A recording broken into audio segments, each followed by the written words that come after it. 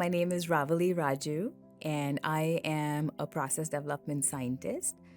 So, what I do is basically take medicines and develop processes for these medicines to make them scalable so that we can meet all of our clinical demand.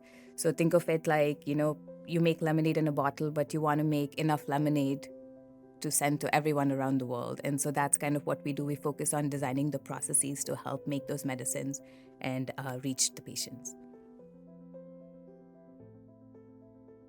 My mom is also a chemical engineer, and she had me when she was in grad school. So a lot of my first memories were in that lab where, past my bedtime, they would plop me on a bed in one of the rooms, and then she would go and do her experiments. And so I think very early on, just seeing her passion and her hard work, and in spite of having like a young child and just navigating being one of the very few chemical engineers in that space at that time, was very inspiring. And I kind of just like held on to that and followed in her footsteps, if you will. And I had a one-track mind for the good or the bad. I just wanted to be a chemical engineer and nothing else. So my entire and it helped that I really enjoyed the subjects that went into kind of building that base. So just kind of focusing on that in school, and having her help and support, and kind of watching her go through her journey, was very inspiring for me. Back when I was in grad school, there was all of this research coming up. So my grad school was focused on stem cells, and there's a lot of interesting research going on in that space. But these researchers, they were able to take skin cells, and they would transfect it with these 4 genes and make it very similar to your embryonic stem cells. So we got a chance to work with that, and it was just fascinating to me because I could take my skin cells or your skin cells, put in 4 genes, and get like your stem cells, and then that could be made into heart cells or liver cells or anything. So we were able to work with that and make it into liver cells. We had colleagues develop it into heart cells, and you could see it beating. So it was just fascinating that you could do that. If I had an idea, I learned very quickly that it's not just enough to have an idea. Getting people to buy into that requires a very different skill set.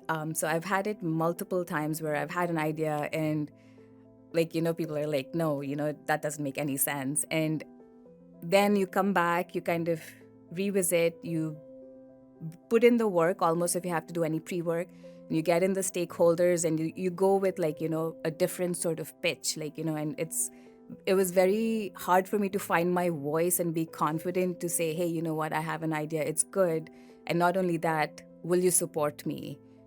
So I think, just kind of in different aspects of my career, just finding the confidence first, finding the key stakeholders who will offer guidance and support to then not be discouraged, but to then actually have a path forward, for any implementation for those ideas. I think were hard for me to learn, especially because in my culture you didn't question anyone who was older to you never bragged about anything. It was always you kind of stay down, you listen to your it was very authoritative, right? You listen to your seniors, and you kind of continue on. So to kind of question that and say, you know what, I have something to offer, and will you listen to me, I learned it, but it was hard.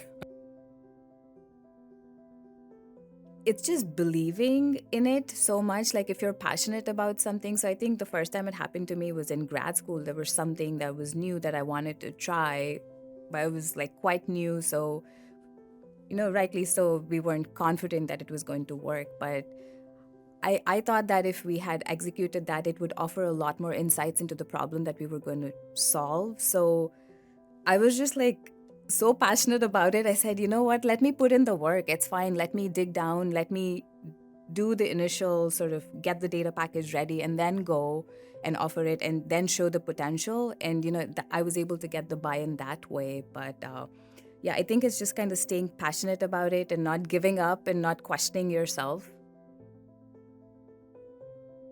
As process development scientists, we work with what these vessels called bioreactors.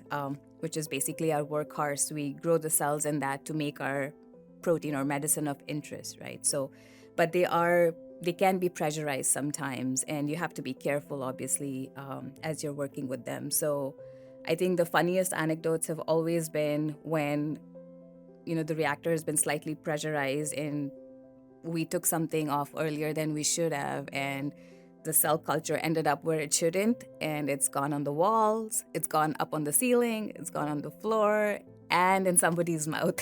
So I think the biggest lesson I learned was to keep your mouth shut when you're working. Because you never know. But yeah, so that's always funny to me, because I think in some of the labs I worked at, you will still find remnants on the ceiling.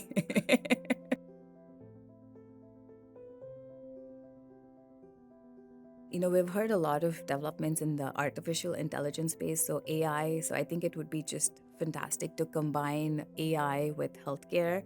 To me, I think we often catch diseases towards the end, like when we're symptomatic. So I'm hopeful, and I think we're starting the work now is to use artificial intelligence to see if you can catch stuff before, or even like inform your lifestyle, like maybe what you're susceptible to, and what you should be doing, so that you can develop your lifestyle around it to then prevent those diseases instead of catching them at the later stage. So I think we're making huge strides in artificial intelligence, and combining that with all of these healthcare technologies will make it more personalized, more accessible, and so I'm really excited about that.